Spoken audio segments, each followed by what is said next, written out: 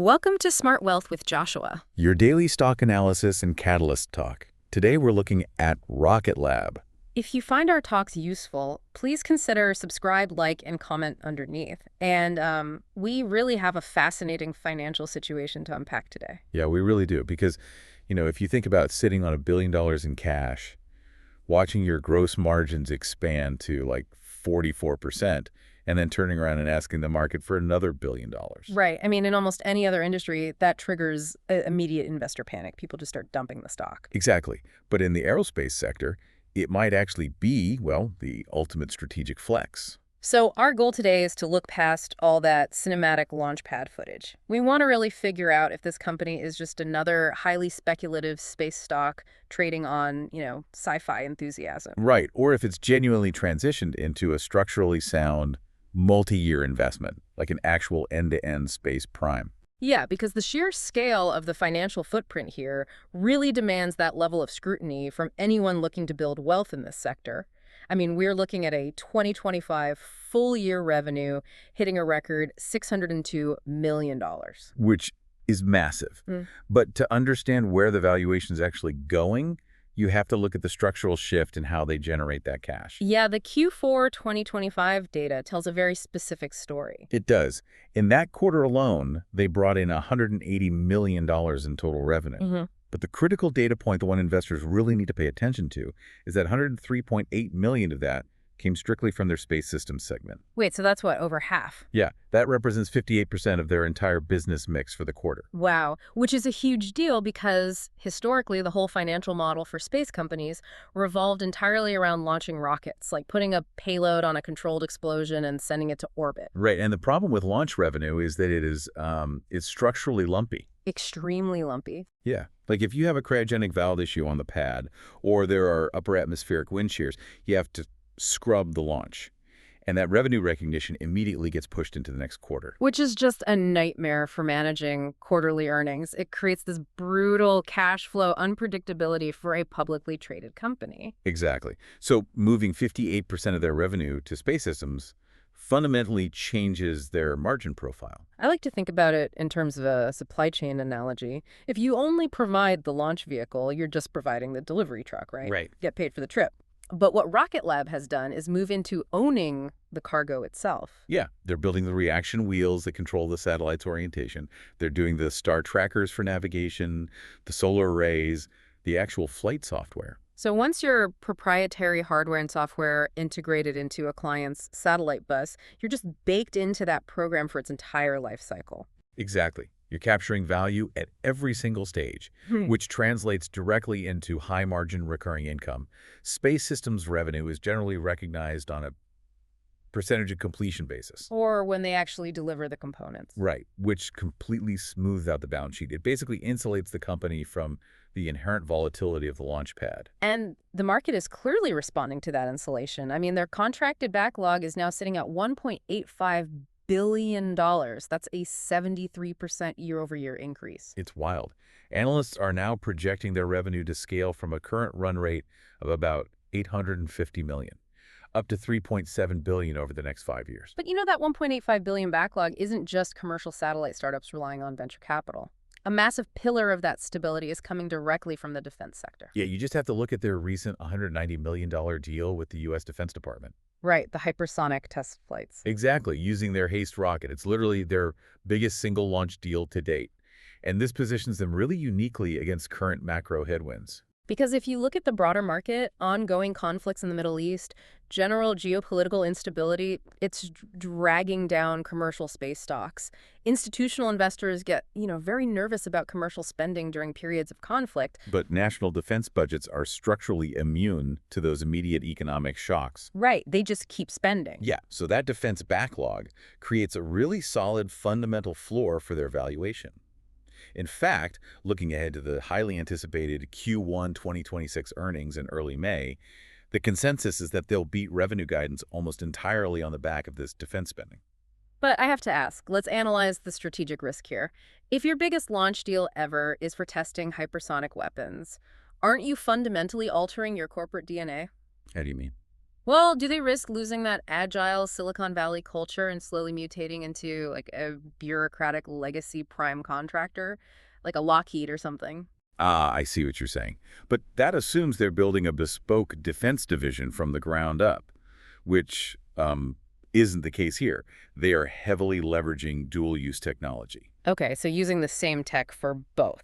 Exactly. The avionics packages, the carbon composite structures, the orbital mechanics required to deploy a commercial constellation, they're essentially the exact same systems required for a defense asset or a hypersonic testbed. So they're essentially taking commercial off-the-shelf technology and just modifying the trajectory profile for the Pentagon. Right, which allows them to completely bypass that traditional decade-long defense procurement cycle. They maintain their rapid iteration cycles and their commercial speed, but they're funding it with the deepest pockets in the global economy. Wow. So they're bridging the gap between commercial efficiency and national security requirements. Exactly. But offering that dual-use technology reveals a pretty glaring bottleneck in their current business model, which is payload capacity. Yeah, that's the elephant in the room. Right, because their current workhorse, the Electron rocket, is fantastic for small payloads and dedicated orbital insertions. But if you want to launch massive, complex defense constellations or those heavy commercial satellites, a small lift vehicle just cannot compete. No, it can't. They're basically leaving hundreds of millions of dollars on the table, and that is exactly where the Neutron rocket comes in. Right, Neutron. This is their definitive play for the medium lift market. Yes, and the economic strategy is targeted entirely at undercutting SpaceX's Falcon 9. They're aiming for an average selling price of roughly $50 to $55 million per launch. Which is incredibly attractive for customers who have medium-sized payloads. Like, they want schedule flexibility, they want dedicated orbits, but they simply cannot justify the premium of booking a dedicated Falcon 9. Or dealing with the compromises of a SpaceX rideshare mission, yeah. But this is where the core thesis of the stock faces its absolute biggest stress test, because the bear case for Rocket Lab is tethered almost entirely to Neutron's engineering timeline. Yeah, and the launch has officially been pushed to Q4 2026 due to complications with its propellant tanks. Right. And in aerospace, delays are heavily penalized by the market because they represent sustained massive cash burn without any offsetting revenue. Well, and the engineering hurdle here is really significant. Neutron utilizes advanced carbon composite structures. They're incredibly light, which, drastically improves payload efficiency and fuel economy. But storing highly pressurized, super chilled liquid oxygen inside carbon fiber without microfractures forming, I mean, the physical stress of launch makes that a brutal material science problem. It really is. It's basically the equivalent of a tech giant continuously delaying a flagship processor. At a certain point, with the stock trading at a premium of roughly 52 times 2026 sales, investors are going to demand a return on that R&D expenditure. Yeah, how long can a company trade on a 52x multiple while their primary growth catalyst just sits in the assembly hangar? But see, that multiple demands near-perfect execution, which is why that Q4 2026 delay spooked so many retail investors. But institutional money looks at that internal business shift we discussed earlier. The Space Systems growth. Right. That 73% year-over-year growth in space systems is generating high-margin revenue totally independently of Neutron. It proves management can execute and scale complex engineering programs. And the market isn't just going to be flying blind until late 2026, right? The next 3 months are packed with critical intermediate proof points. Oh, absolutely. The static fire tests and the stage separation qualification. Right. Every single time they volt that carbon composite tank to a test stand, fill it with cryogenic propellants, and successfully fire the engines without a structural anomaly, they essentially de-risk that Q4 2026 launch date. So institutional models will just update in real time based on those intermediate milestones. Okay. Which brings us back to the financial fuel required to keep this entire operation running.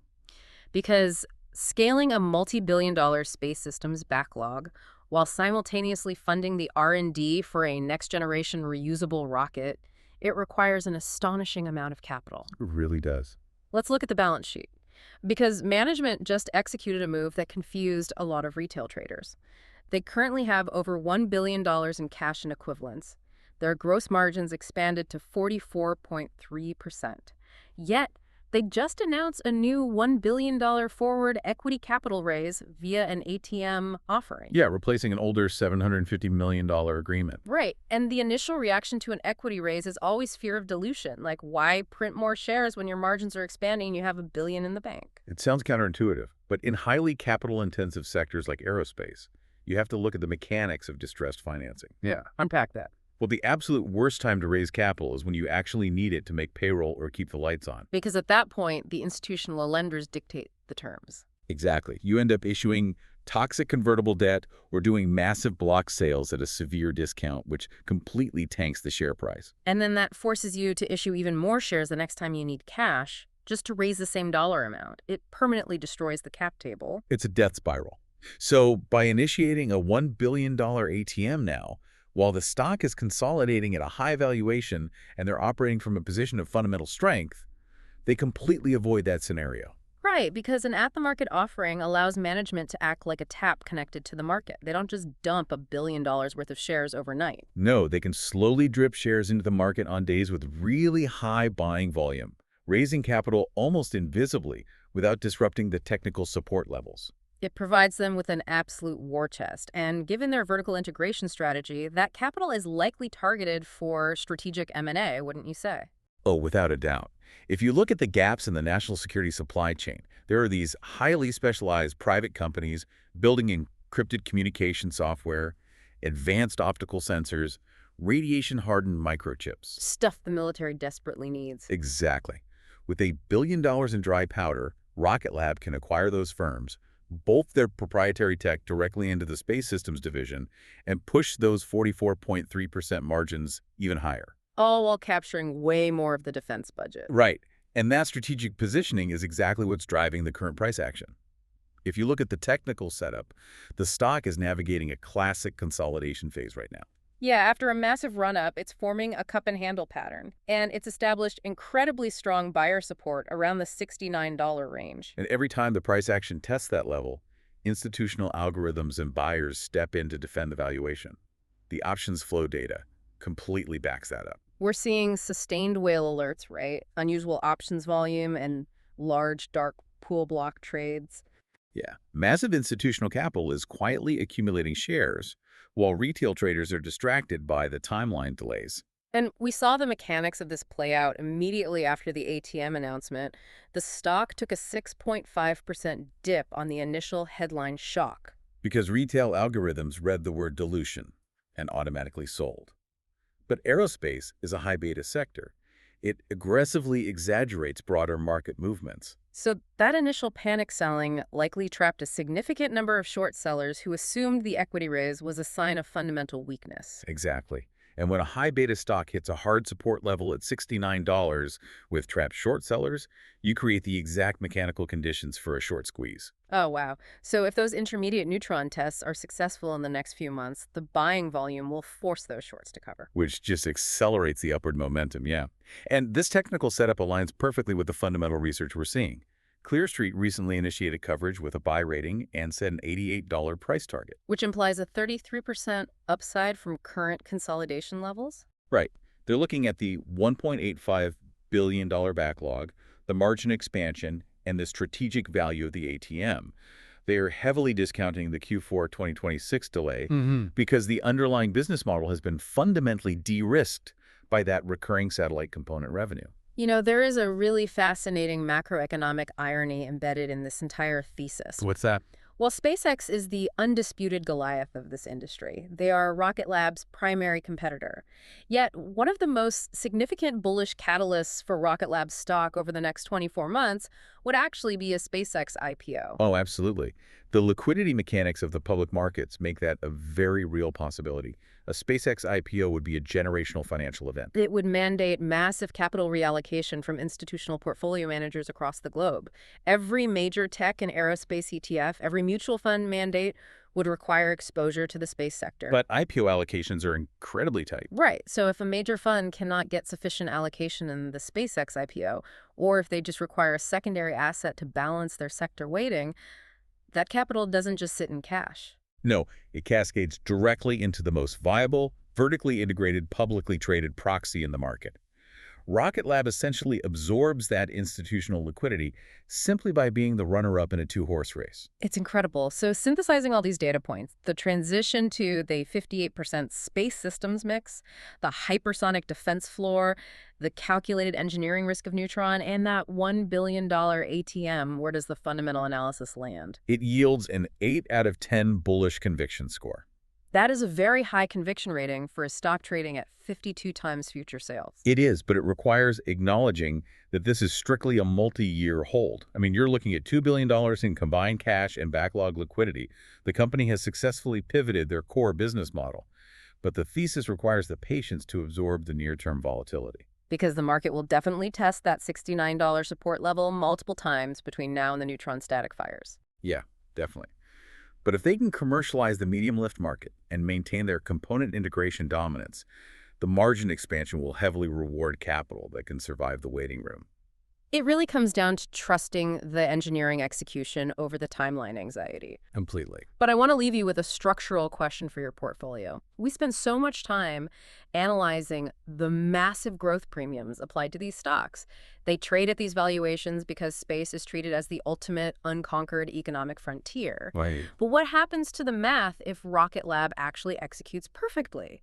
What if Neutron launches on schedule, they standardize payloads at $50 million, and their space systems division makes deploying a satellite constellation as simple as ordering server space from AWS? That's the real question. What happens to the frontier premium when the frontier is fully conquered? Exactly. If the underlying technology works exactly as designed, space stops being a miraculous sci-fi endeavor. It just becomes another commoditized logistics sector. You really have to ask yourself, will the market continue to award a 52x multiple to a company once sending hardware to orbit becomes as routine, as predictable, and as competitively priced as putting shipping containers on a freighter across the Pacific? It's the ultimate paradox of growth investing. The risk that perfect execution destroys the very mystery that drives the valuation.